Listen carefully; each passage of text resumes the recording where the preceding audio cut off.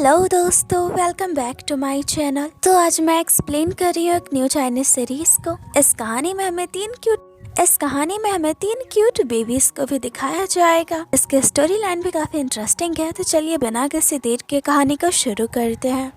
कहानी की शुरुआत में हम अपनी फीमेल लीडर नैन्सी को देखते हैं। उसे ईमेल पे एक अननोन आदमी का मैसेज आता है। 6 सालों पहले उसके साथ जो भी बुरा हुआ वो उसका बदला नहीं लेना चाहती। यहाँ नैन्सी अपने साथ हुए 6 साल पहले वाले इंसिडेंट्स को याद करने लगती है। कहानी 6 सालों पहले आती है। नैन्सी ली फैमिली की बहू है और ये उसका हस्बैंड ली सी चैंग है, जो कि ली ग्रुप का सीईओ है। आज नैन्सी के हस्बैंड का बर्थडे होता है तो सब लोग सेलिब्रेट कर रहे होते हैं। यहाँ देखते हैं नैन्सी का एक क्यूट सा बेटा भी है जिसका नाम बोडी होता है। नैन्सी बहुत ही खुश होती है। वो अपने हस्बैंड को बताने वाली है वो फिर से प्रेग्नेंट है। पर तभी यहाँ सीचेंग के ग्रैंडफादर की सीढ़ियों से गिरने से मौत हो जाती है। सब लोग बहुत दुखी होते हैं। पूरे घर में गम का माहौल होता है। वही नेक्स्ट डे नैन्सी की ग्रैंड मदर सीचेंग को एक वीडियो दिखा दिया। मैं नैन्सी किसी आदमी के साथ होती है। यहाँ वो सीचेंग को कह दिया, मैं देख लिया तुम्हारी वाइफ का कैरेक्टर कैसा है। नैन्सी सीचेंग को कह दिया, तुम तो मुझ पे यकीन करो, ये सब झूठ है। पर सीचेंग की खामोशी ही उसका जवाब होता है। कोई भी नैन्सी का साथ नहीं देता। नैन्सी को उसके बेटे से दूर कर दिया जाता है। उसे घर से निकाल दिया जाता है। और ये नैन्सी के स्टेप सिस्टर शाओशी है। और इसी ने वो फेक वीडियो नैन्सी की मदर इन लॉ को दिखाया था। यानी कि सारे फसाद की जड़ यही है। इसी ने नैन्सी के साथ ये सब कुछ करवाया होता है। और अब कहानी 6 सालों आगे आती है। यहाँ देखते हैं सीचेंग की फैशन कंपनी, जो कि एक वक्त पे बहुत अच्छे मकाम पे थी, आज डाउनफॉल पे है। कंपनी में अच्छे फैशन डिजाइनर्स ना होने के कारण उसकी कंपनी बहुत ही लॉस में चल रही है। यहाँ बोर्ड मेंबर्स सीचेंग को सलाह देते हैं अगर वो अपनी कंपनी को बचाना चाहता है तो उसे अपने डिजाइनर्स की टीम को रिप्लेस कर देना चाहिए। और इधर हम नैन्सी को देखते हैं, जो कि इन 6 सालों में एक बहुत ही फेमस और टैलेंटेड फैशन डिजाइनर बन चुकी है। सीचेंग की कंपनी को जिस तरह के डिजाइनर्स की तलाश है, सारी क्वालिटीज नैन्सी में मौजूद होती है। यहाँ नैन्सी उस ईमेल का रिप्लाई कर दिया कि वो कुछ भी नहीं भूली है, अपना सब कुछ वापस लेने के लिए लौट रही है। इधर देखते हैं सीचेंग के मॉम की बर्थडे पार्टी चल रही होती है। तभी यहाँ नैन्सी हीरोइन वाली एंट्री लेती है। तब तो उसे देखकर शॉक थे। यहाँ मदर इन लॉ नैन्सी को कह दिया, मैं ब्रोड में मर क्यों नहीं गई, तुम वापस क्यों आई हो। और तभी यहाँ नैन्सी की नजर अपने बेटी बूडी पे पड़ती है, जो कि अब बड़ा हो चुका है। उसे देखकर इमोशनल हो जाती है। यहाँ मदर इन लॉ बूडी को अंदर भिजवा देती है। जारी नैन्सी अपने बेटी को ठीक से देख भी नहीं पाती। और अब वो मदर इन लॉ को कह दिया, मैं आपको बर्थडे प्रेजेंट देने आई हूँ। यहाँ वो कुछ पेपर्स को छाल कर चली जाती है। और यहाँ इन सबको पता चलता है सीचेंग और नैन्सी के 2 ट्यून बेबीज भी हैं। यानी कि सीचेंग और नैन्सी के टोटल 3 बच्चे हैं। इससे तो सब लोग हैरान होते हैं। और मदर इन लॉ तो खुश होती है कि उनके 3 ग्रैंड चिल्ड्रन हैं। और यहाँ सबसे बड़ा शौक किसे लगता है, वो शाओशी होती है। आखिर उसने ही तो नैन्सी पे झूठे इल्जाम लगाकर उसे घर से बाहर निकलवाया था, ताकि खुद नैन्सी की जगह उसके घर में ले पाए।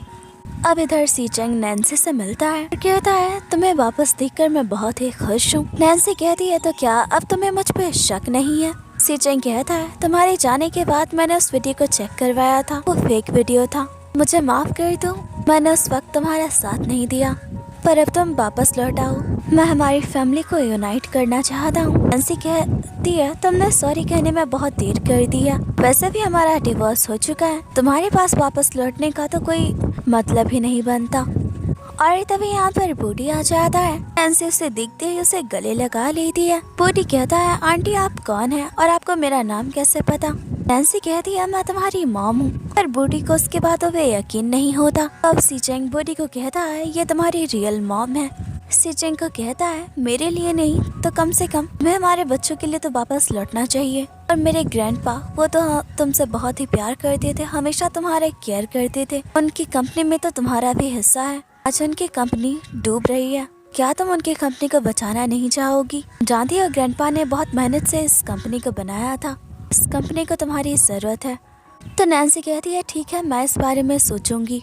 अब देखते हैं नेक्स्ट डे नैन्सी ली ग्रुप आती है। तो यहाँ उसका सामना अपने स्टेप सिस्टर साउसी से होता है।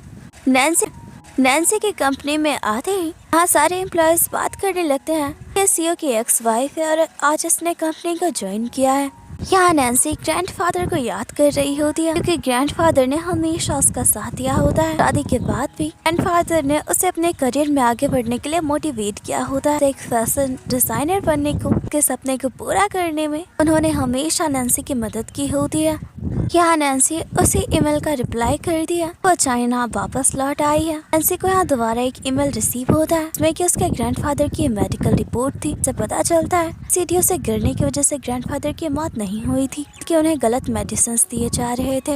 इससे तो नैन्सी पूरी तरह से हैरान हो जाती है। वो तय कर दी है कि अपने ग्रैंडफादर के मर्डर को ढूंढ कर रहेगी और उसे सजा भी दिलाएगी। इधर देखते हैं नैन्सी अपने बाकी दो बच्चों थैंक और जिया के साथ अपनी फैमिली में वापस आ चुकी है। यहाँ ग्रैंडमदर बोटी को कहते हैं कि तुम्हारे भाई बहन है, ये बच्चे एक दूसरे को जानते नहीं। यहाँ सीजेंग बहुत खुश होता है कि उसकी फैमिली से एक साथ है, उसके वाइफ वापस आ चुकी है। पर यहाँ शाओसी को ये सब देखकर बिल्कुल भी अच्छा नहीं लग रहा होता है और ये बात तो नैन्सी भी नोट कर रही होती है। अब यहाँ मदर इन लॉ नैन्सी को कह दिया तुम बच्चों के साथ इस घर में रह सकती हो। इधर रात का वक्त देखते हैं नैन्सी सीजेंग के रूम में कुछ ढूंढ रही होती है पर यहाँ उसे अपने बच्चों की तस्वीरें मिलती हैं। इससे तो हैरान होती है। यहाँ से पता चलता है कि इन 6 सालों तक सीजेंग ने हमेशा उस पर नजर रखी होती है। उसे जिया और थैंक यू होने के बारे में पहले से ही पता था। इधर साउसी एक आदमी से बात कर रही होती है। नैन्सी ली फैमिली में वापस आ चुकी है। 6 सालों में सीजेंग उसे कभी नहीं भूला था और अब नहीं लगता कि उन दोनों को अलग कर पाएंगे। यहाँ इस आदमी का चेहरा ठीक से नहीं दिखाया जाता। इधर सीजेंग की मॉम घर में शांति के लिए पूजा करवा दी है। शाओशी को बता दिया कि घर में कुछ बुरी चीजें हैं। तो यहाँ शाओशी उन्हें नैन्सी के खिलाफ भड़का दी और कह दिया नहीं वो बुरी चीजें नैन्सी ही तो नहीं, आपको से बचकर रहना चाहिए।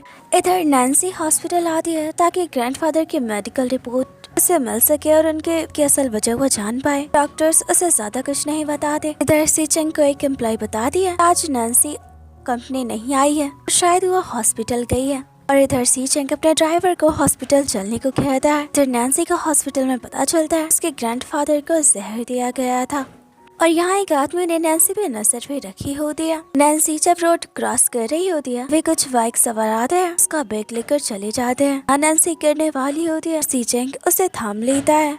सीजेंग कहता है तुम ठीक हो। तभी वो बाइक सवार नैन्सी पे हमला करने वाले होते हैं। सीजेंग सामने आ जाता है और उसे चोट लग जाती है। इधर नैन्सी सीजेंग के हाथों पे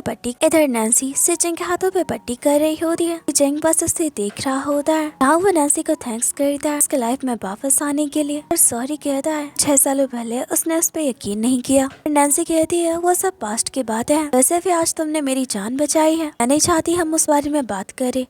और तभी नैन्सी को याद आता है कि बैग में तो ग्रैंडपा की मेडिकल रिपोर्ट थी कि किसी ने जानबूझकर उन लोगों को भेजा था। इधर सीजेंग के मॉम कहते हैं तुम्हारे हाथों में ये चोट कैसे लगी, क्या ये नैन्सी की वजह से हुआ। जेंग कहता है मॉम आप बेकार में परेशान हो रही है, इसके वजह नैन्सी नहीं है। नैन्सी वहाँ से चली जा रही है तो सीजेंग भी उसके पीछे जाता है और यहाँ मदर इन लॉ को लगता है सच में नैन्सी उनके घर के लिए बुरा है। इधर देखते हैं ये आदमी जा होता है जिसे कि शाओसी नहीं भेजा था नैन्सी से मेडिकल रिपोर्ट चुराने के लिए। यहाँ वो जाकर डांटती है तुम्हारी हिम्मत कैसे हुई सीजेंग को चोट पहचाने की। साथ ही वो उसे नैन्सी पे नजर रखने को कहती है। यहाँ शाओसी नहीं चाहती ग्रैंडफादर की मौत की असल वजह किसी को पता चले। यहाँ देखते हैं नैन्सी और सीजेंग एक साथ काम कर रहे होते हैं। सीजेंग यहाँ बहुत ही खुश होता है, वो जानबूझकर नैन्सी के पास जाने की कोशिश कर रहा होता है, परेशान कर रहा होता है। नैन्सी भी इस बात को नोट कर रही होती है। यहाँ सीजेंग अपने हाथ में चोट लगी होने का बहाना बनाता है, कहता है मैं तो ठीक से खा भी नहीं पा रहा हूँ। नैन्सी उसे खुद से ही खिलाती है।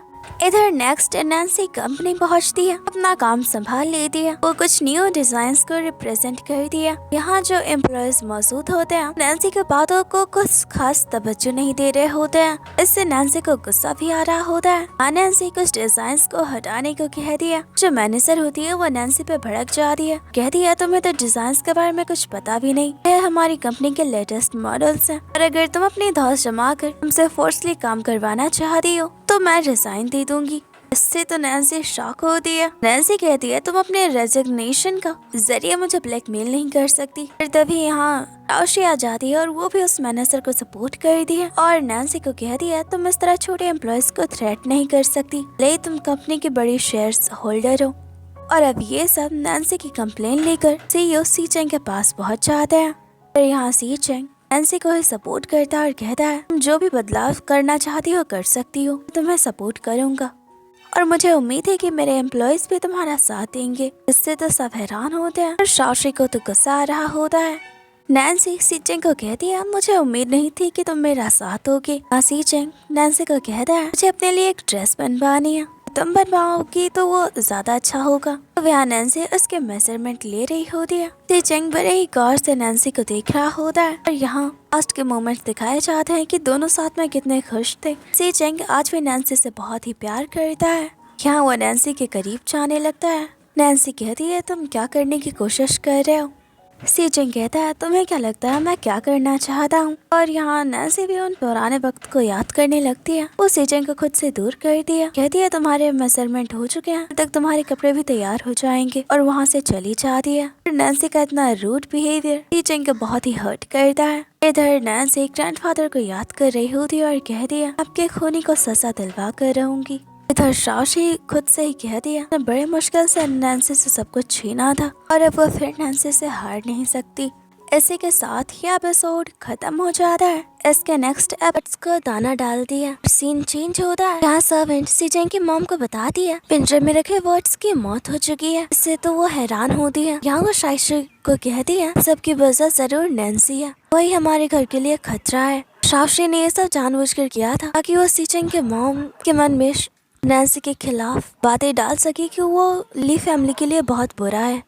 शाओशी कह दिया आंटी ये सब जानकर भी हम क्या ही कर सकते हैं, जिंग तो हमेशा नैन्सी को प्रोटेक्ट करता है। सीचेंग की मॉम कहती है तुमने सही कहा, बस सीचेंग का बर्थडे है, मैं चाहती हूँ कि तुम उसे इम्प्रेस करो, चाहती हूँ तुम्हारी जैसी अच्छी लड़की मेरी घर की बहू। इधर नैन्सी अपने काम में व्यस्त होती है। उसे बताया जाता है कि सीचेंग ने अपने बर्थडे पार्टी में उसे इनवाइट किया है। नैन्सी सीचेंग के साथ बिताए पलों को याद कर रही होती है और वो तैयार हो रही होती है। उसके हाथों में एक ब्लैक ड्रेस होती है। तभी यहाँ सीचेंग आ जाता है, कहता है ये ड्रेस तुम पे बहुत अच्छी लगेगी। नैन्सी कहती है तुम्हारी बर्थडे पार्टी के लिए नहीं है, क्या आज इन्वेस्टर्स के साथ मेरी डिनर है, क्या तुम नहीं चलने वाले।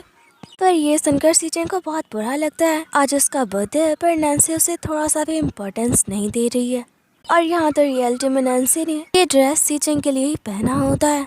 नैन्सी बाहर आती है तो यहाँ सामने उसके नजर शाओशी पे पड़ जाती है। सीचेंग कहता है मैं तुम्हें छोड़ाता हूँ। यहाँ नैन्सी जानबूझकर उसके क्लोज जाती है और कहती है इसकी कोई जरूरत नहीं, और वो शाओशी को एटीट्यूड देते हुए वहाँ से चली जाती है। शाओशी को तो ये सब देखकर गुस्सा आ रहा था। यहाँ शाओशी सीचेंग को कह दिया इन 6 सालों में नैन्सी बहुत ही चालाक और एरोगेंट हो गई है और तुम अभी उसकी केयर करते हो। सीचेंग कहता है इससे तुम्हारा कोई लेना देना नहीं। सीन चेंज होता है। सीचेंग नैन्सी को कहता है जब बर्थडे गिफ्ट में तुम्हारे साथ थोड़ा टाइम स्पेंड करना है, उसे बैठने को कहता है। यहाँ सीचेंग की मॉम बच्चों को लेकर आ जाती है। यहाँ नैन्सी को देखकर उन्हें अच्छा नहीं लग रहा होता है। उन्होंने तो एक्सपेक्ट किया था सीचेंग के साथ यहाँ शाओशी होगी। यहाँ सीचेंग भी नोटिस करता है कि उसके मॉम खुश नहीं है। यहाँ सीचेंग के मॉम नैन्सी को अपने साथ बाहर आने को कहती है। वो नैन्सी को पैसा ऑफर कर दिया और कहती है कि वो सीचेंग और बच्चों को छोड़कर हमेशा के लिए ली फैमिली से दूर चली जाए। नैन्सी कहती है पर आप ऐसा क्यों चाह रही हैं? तो सीचेंग की मॉम कहती है क्योंकि तुम हमारी फैमिली के लिए बहुत ही बुरी हो और तुम मेरे बेटे को मारना चाहती हो। और ये बातें सुनकर नैन्सी को बुरा लगता है। वो कहती है मैं ली फैमिली से चली जाऊंगी और मैं अपने तीनों बच्चों को अपने साथ लेकर जाऊंगी। और इस पे सीचेंग की मॉम भड़क जाती है, कहती है मैं तुम्हें बच्चों को कहीं लेकर जाने नहीं दूंगी। तब नैन्सी वहाँ से चली आती है। सीचेंग बच्चों के साथ एंजॉय कर रहा होता है। नैन्सी वो चेक टेबल पे रख देती है। बूढ़ी कहता है मॉम ये क्या है? नैन्सी कहती है ये तुम्हारी ग्रैंडमा का तोहफा है तुम्हारे लिए। चेक देखकर सीचेंग सारी बात समझ जाता है। यहाँ टैंग ग्रैंडमा को अंदर लेकर आता है। तब ये सब लोग साथ में डिनर करते हैं। सीन चेंज होता है। सीचेंग की मॉम सारी बात शाओशी को बता दी है। शाओशी कहती है ने देखा ना इन 6 सालों में नैन्सी कितनी चालाक और शेमलेस हो चुकी है। सीचेंग की मॉम कहती है अब तुम्हें कुछ करना होगा। शाओशी कहती है आप फिक्र मत कीजिए, मैं नैन्सी को ली फैमिली और कंपनी दोनों से बाहर निकलवा दूंगी। सीचेंग की मॉम कहती है तुम्हें हमारे घर की कितनी फिक्र है। इधर नैन्सी बच्चों के साथ बाहर बैठी होती है। बोडी और जैक कह रहे होते हैं मॉम हमें भूख लगी है। नैन्सी कहती है मैंने तुम लोगों के लिए खाना ऑर्डर कर दिया है। तभी यहाँ सीचेंग आ जाता है। बच्चों को कहता है देखो डैड तुम लोगों के लिए खाना लेकर आए हैं। यहाँ सारे बच्चे जोर जोर से सीचेंग को डैड कह रहे होते हैं। और अब यहाँ ये सब खाना खाते हैं। नैन्सी और सीचेंग टेंट लगा रहे होते हैं। बच्चे यहाँ खेल रहे होते हैं। सब लोग बहुत ही एंजॉय कर रहे होते हैं और अब नैन्सी बच्चों को कहती है अपने डैड के साथ बड़े वाले टेंट में सोएंगे। छोटे वाले टेंट में वो खुद सोएगी। पर यहाँ तो बच्चे कुछ ज्यादा ही चालाक होते हैं। जिया कहती है मॉम अपने भाइयों के साथ बड़े वाले टेंट में सोऊंगी। तीनों बच्चे बड़े वाले टेंट में चले जाते हैं। अब यहाँ सीचेंग और नैन्सी के पास कोई ऑप्शन नहीं बचता। उन्हें छोटे वाले टेंट में ही रात बितानी पड़ेगी। सिचुएशन थोड़ी ऑकवर्ड हो जाती है। नैन्सी आसमान की तरफ देख रही होती है। सीचेंग भी उसके पास आ जाता है और नैन्सी की तरफ अपना हाथ बढ़ाता है पर हिम्मत नहीं कर पाता। वो बस उसे देख रहा होता है। इधर देखते हैं ये तीनों बच्चे कर अपने मॉम डैड को देखकर स्माइल कर रहे होते हैं। बॉडी कहता है मॉम डैड अब तक सोए क्यों नहीं। जिया कहती है मुझे क्या पता। टैंक कहता है हमें कुछ करना चाहिए। यहाँ ये तीनों बच्चे हाथों में फायरवर्क्स लेकर मॉम डैड के पास चले जाते हैं। यहाँ ये सब साथ में काफी वक्त बिताते हैं, एंजॉय करते हैं। सब बहुत ही खुश होते हैं।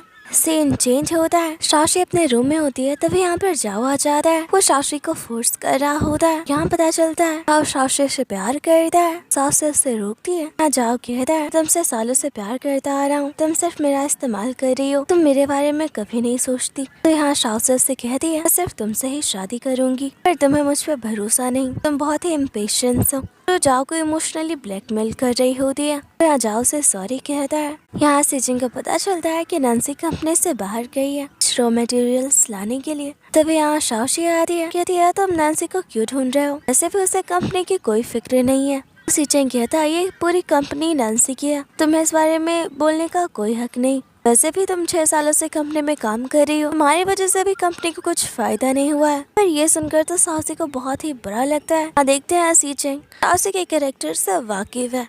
शाशी को कहता है हम कंपनी में, मैं नहीं भूलना चाहिए कि तुम एक एम्प्लॉय हो और मैं कंपनी का CEO। इधर सीचेंग घर आता है तो दिखता है नैन्सी देर तक काम कर रही है। उसके लिए दूध का ग्लास रखता है। कहता है तुम्हें जल्दी आराम करना चाहिए और वहाँ से चला जाता है। कुछ देर बाद नैन्सी की आंखें लग जाती है। सीचेंग उसे उठाकर रूम में लेकर आता है और लिटा देता है। वो नैन्सी को फॉरहेड पे किस करता है और कहता है काम के साथ तुम्हें अपना भी ख्याल रखना चाहिए।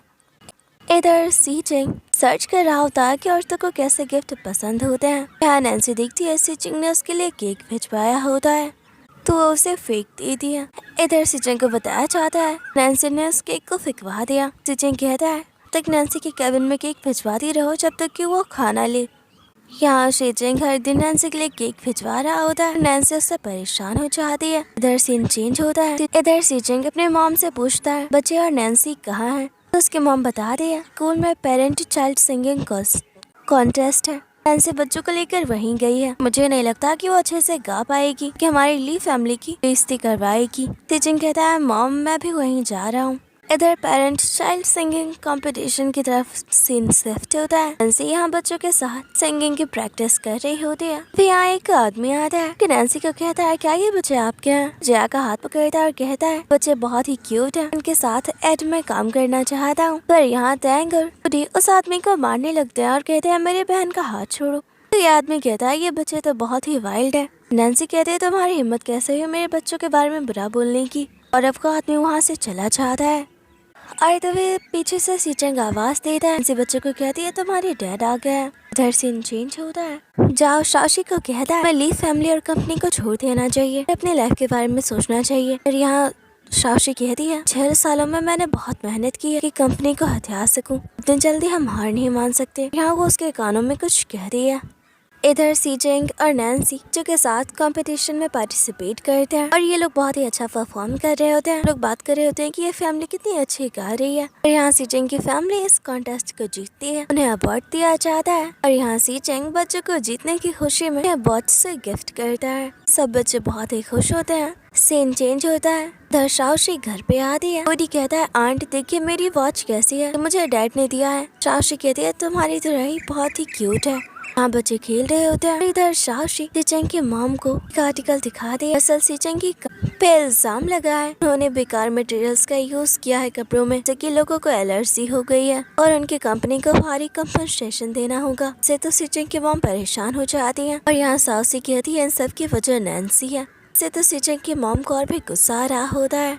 इधर इधर देखते हैं सीचंग की कंपनी में बहुत सारे लोग प्रोटेस्ट करते हुए आते हैं। वो सब नैन्सी के रेजिग्नेशन की मांग कर रहे होते हैं। सीचंग नैन्सी के सपोर्ट में आता है और कहता है वो इस मामले की जांच करवाएगा, साथ ही जो विक्टिम्स हैं उनका वो अच्छे से इलाज करवाएगा और उन्हें कंपनसेशन भी देगा। वो इस मामले की अच्छे से जांच भी करवाएगा ताकि रियल कल्प्रिट को पकड़ा जा सके। यहाँ सीचंग से सवाल पूछे जा रहे होते हैं क्या उसकी कंपनी बनाने में टॉक्सिक मटेरियल का यूज कर दिया, कई तो लोगों को एलर्जी हुई है। इस पर नैन्सी जवाब दे दिया आज तक लीग ग्रुप में ऐसा कभी कुछ नहीं हुआ, लोगों को उन्हें थोड़ा टाइम देना चाहिए अपने सफाई देने के लिए। और यहाँ देखते हैं इन सब के पीछे राशि का हाथ होता है। इधर बोर्ड मेंबर्स की मीटिंग में भी सीचंग पर सवाल उठाया जा रहे होते हैं और उसे नैन्सी को कंपनी से निकालने को भी कहा जा रहा था। सीचंग कहता है नैन्सी को कंपनी के बाहर निकालने से सारा मामला ठीक हो जाएगा, इससे अच्छा है कि वो मामले की तह तक जाए, पता लगाए कि कपड़ों के खराब होने की वजह क्या है।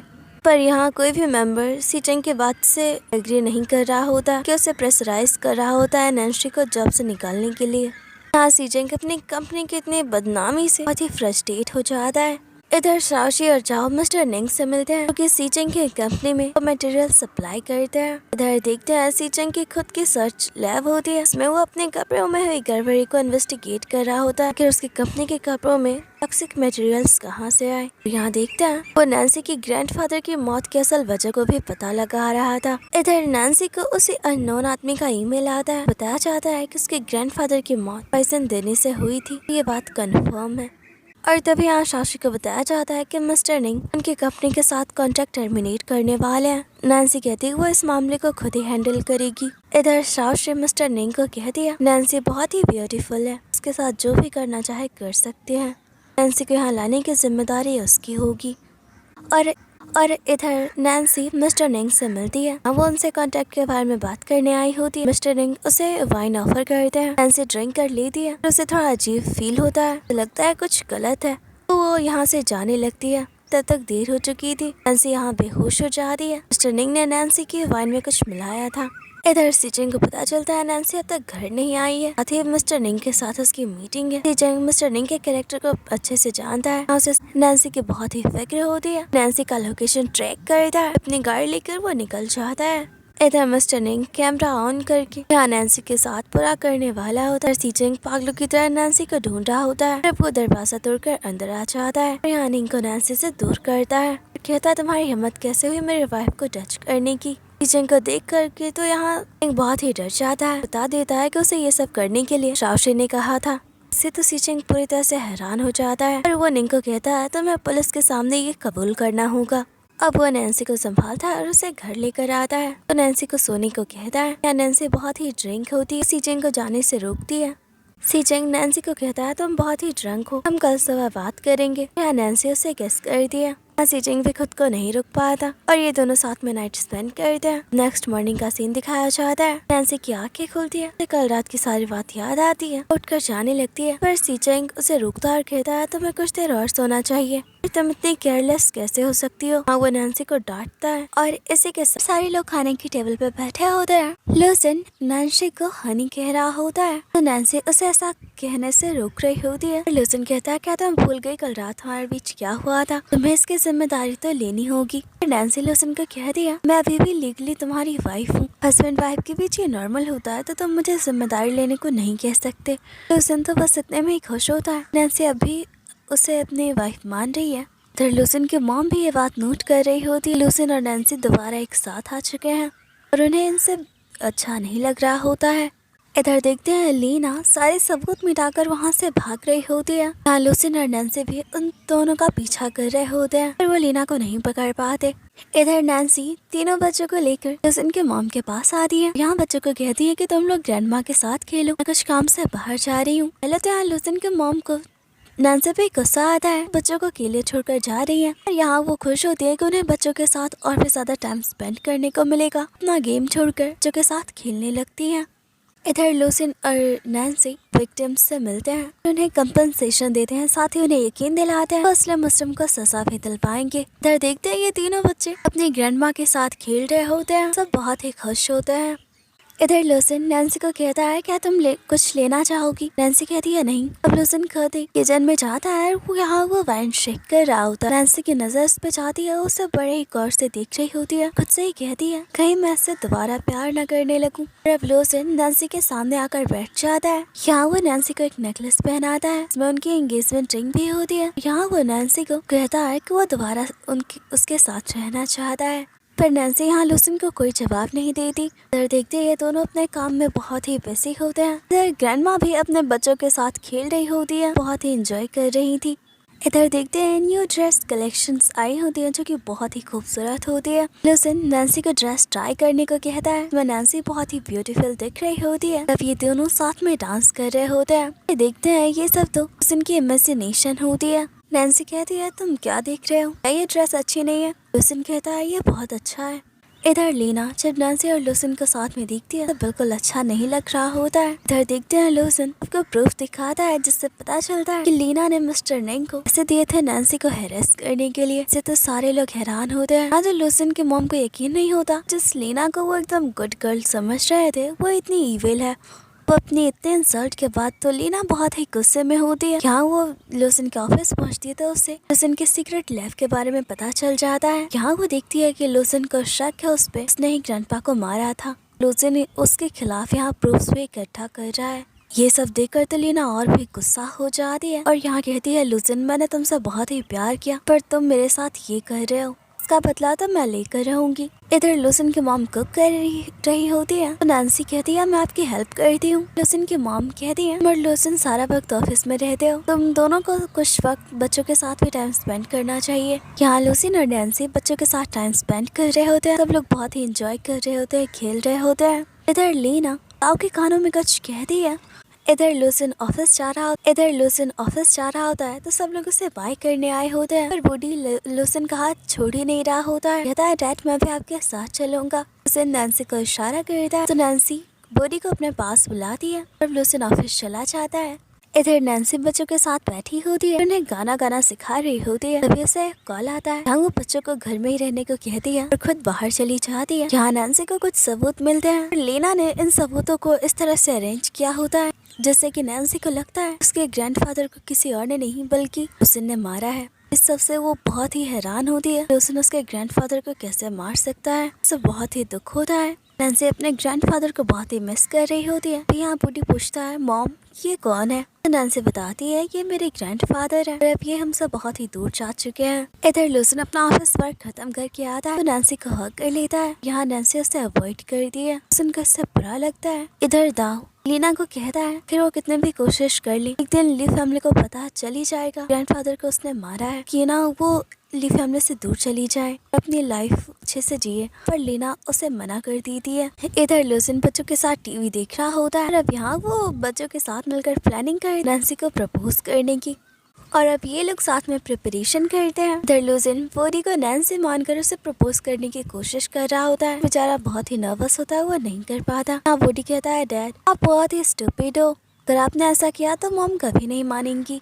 इधर टीटी और जियान नैन्सी को यहाँ लेकर आते हैं। यहाँ का नजारा देखकर तो नैन्सी पहले ही सारी बात समझ जाती है। उस दिन यहाँ नैन्सी को दोबारा शादी के लिए प्रपोज करता है। नैन्सी कोई जवाब नहीं देती, यहाँ बच्चों को अपने साथ लेकर चली जाती है। इससे तो लूसिन हैरान होता है। अब नेक्स्ट डे देखते हैं नैन्सी लूसिन को वेडिंग रिंग वापस लौटा देती है, कहती है कि वो कभी साथ नहीं हो सकते। लूसिन कहता है तुम ऐसा क्यों कर रही हो।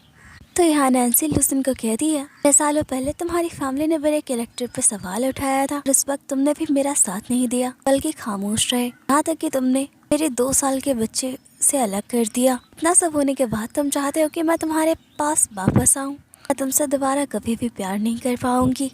पर नैन्सी की इन बातों से तो लूसिन का दिल ही टूट जाता है। यहाँ वो बार में बैठ के ड्रिंक कर रहा होता है। लीना यहाँ उसके ड्रंक हालत का फायदा उठाने की कोशिश कर रही होती है, उसके करीब जा रही होती है। लूसिन उसे खुद से दूर रहने को कहता है। इधर देखते हैं लूसिन बहुत ही ड्रंक होता है, लीना उसके करीब जा रही होती है। लूसिन को होश आ जाता है। लीना कहती है वो उससे बहुत ही प्यार करती है। लूसिन कहता है मैंने कभी भी तुमसे प्यार नहीं किया और वहाँ से चला जाता है। फिर सारे लोग खाने की टेबल पे होते हैं। लूसिन की मॉम नैन्सी को कहती है लूसिन अब तक घर क्यों नहीं आया। नैन्सी कहती है शायद उसे ऑफिस में कुछ काम होगा। यहाँ वो खुद भी परेशान होती है कि लूसिन अब तक घर क्यों नहीं आया।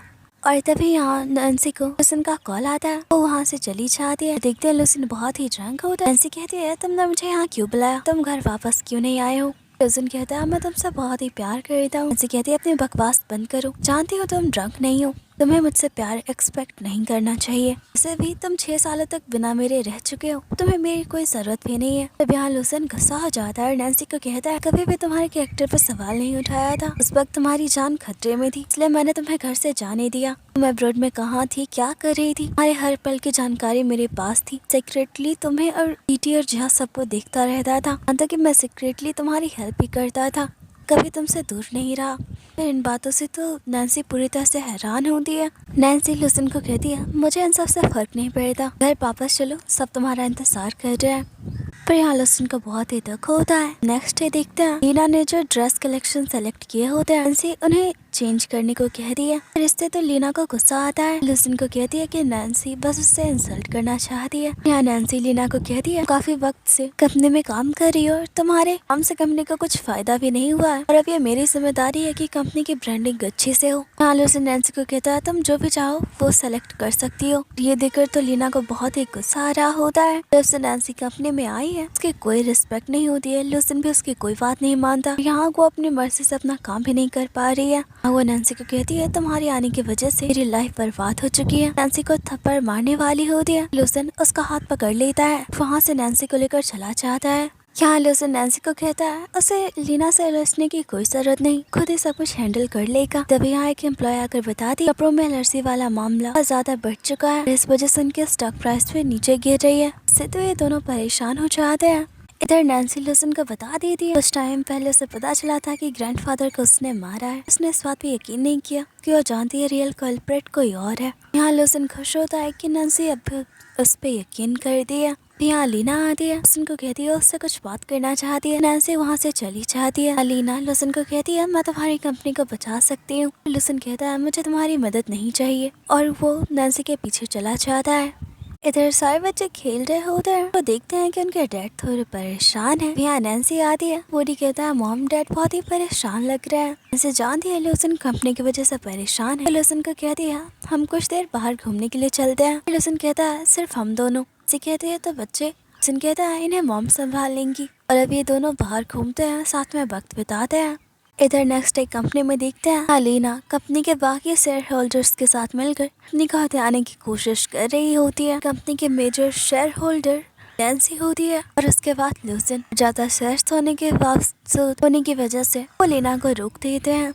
आज जो कुछ हुआ उससे लीना बहुत ही दुखी होती है। दाऊ से संभालता है, सीन चेंज होता है, लूसिन के हाथों पे चोट लगी होती है। नैन्सी लूसिन को कहती है तुम्हें अपना ध्यान रखना चाहिए, और यहाँ वो लूसिन को कहती है तुमने सच में मुझसे हमेशा प्यार किया है। लूसिन उसे फॉरहेड पे किस करता है। इधर दाऊ लीना को कहता है तुम्हें हमेशा के लिए अब्रॉड लेकर जा रहा हूँ, नहीं चाहता कि तुम यहाँ अपने जिंदगी बर्बाद करो। लीना कहती है मैं तुम्हारे साथ चलने के लिए तैयार हूँ, आखिरी बार तुम्हें मेरा साथ देना होगा। इधर देखते हैं लूसिन और नैन्सी बच्चों के साथ बाहर होते हैं, साथ में वक्त बिता रहे होते हैं। बूडी कहता है उससे वॉशरूम जाना है, नैन्सी उसके साथ जाने लगती है। फिर JR टीटी कहते हैं मॉम हम इसके साथ जाते हैं। भाई दोनों बच्चों का इंतजार कर रहे होते हैं। इधर देखते हैं लीना ने बच्चों पर नजर रखी होती है। यहाँ वो बूडी को किडनैप कर लेती है। नैन्सी और लूसिन हर तरफ बूडी को ढूंढ रहे होते हैं। तभी उन्हें लीना का मैसेज आता है, वो बूडी को बचाना चाहते हैं, उसके बताए जगह पे पहुँच जाए 10 करोड़ के साथ। नैन्सी लीना को कहती है मेरे बच्चे को छोड़ दो, तुम ये सब क्यों कर रही हो। लीना नैन्सी को कहती है लाइफ में सबसे बड़ी मुसीबत तुम हो, तुम्हारी होने की वजह से ग्रैंडफादर ने कभी मुझसे प्यार नहीं किया, उन्होंने सिर्फ तुमसे प्यार किया। अपनी सारी प्रॉपर्टी कंपनी भी उन्होंने तुम्हें दे दी, और इसी वजह से उसने ग्रैंडफादर को मार दिया। और ये सच्चाई जान कर तो सब हैरान थे। हाँ लीना नैन्सी को कहती है अगर तुम अपने बच्चों को बचाना चाहती हो यहाँ से कूद कर अपनी जान दे दो। नैन्सी लीना को कहती है जो चाहती हो मैं वैसा करूंगी, बस मेरे बच्चे को छोड़ दो।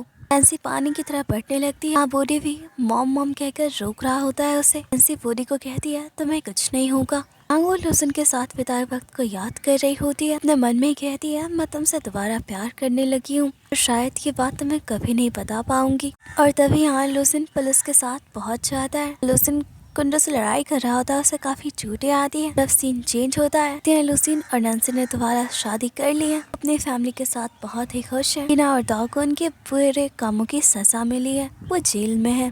और इसी के साथ ये प्यारी सी स्टोरी खत्म हो जाती है। आप लोग कमेंट में बताना मत भूलना कि आपको ये स्टोरी कैसी लगी। चलिए मिलते हैं ऐसी ही एक और अमेजिंग स्टोरी के साथ। तब तक के लिए थैंक्स फॉर वॉचिंग।